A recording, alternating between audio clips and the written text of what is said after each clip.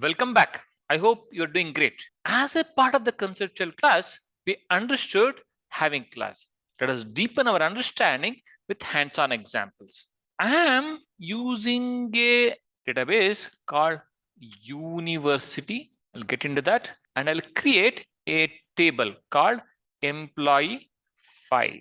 This table has 6 columns with different data types, and I'm going to insert some data into that. Done. Let me go ahead and look at the data within this table. This is our data. Look at the data here. We have employee ID, name, age, location, salary, and department ID. So we have 8 records. Okay, department we have 1, 2, 3. There are around 3 departments. Some different salaries are there, different locations are there, different ages are there. Okay, let us take an example here. Let us go ahead and do only group by. What am I doing here? Select the department ID, sum of the salaries from employee file, group by department ID. When I execute this, we'll get 3 groups. You see, out of 8 records, we get 3 groups. We have already explained the group by. If you don't know how group by works, please check our other videos. So we have 3 groups here. What if I want to filter based on this particular column? I want to know only those groups where they are paying the salary more than $80,000. How do you specify that particular condition?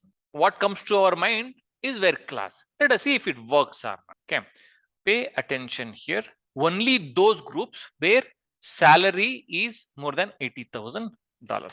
No, it will not allow us to work. This can be fixed by having class. Okay, where class will not work on the groups. So this is a group. For example, we want to filter the results of the group itself. That is not possible by the where class. To fix this, we have to have a having class. Okay, if I go ahead and construct my query by using having class, this should work.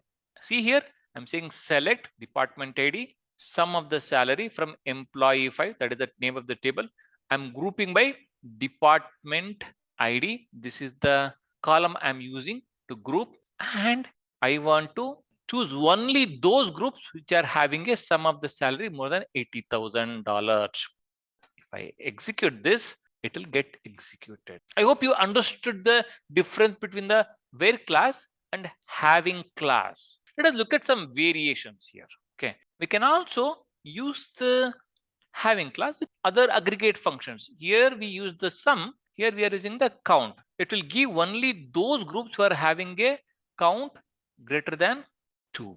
Then we can also use having class with the where condition. Pay attention here. What is happening here is first where class will be executed. Whatever the results which are passing this where class, those will be funneled into group by. Whichever has a sum of the salary greater than 80,000, only those will be included as a part of the group by. That happens to be 2. Let us look at how do we use the order by along with the having class and group by. So here if you see, I'm using the same query. It will order by the department ID. Since we have not mentioned ascending or descending, it is taking the ascending order.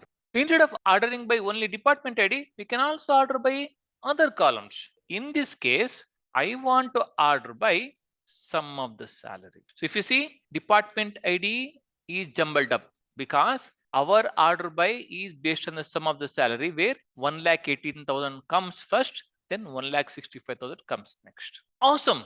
We understood how the having class works with the examples. Please do practice. Thank you.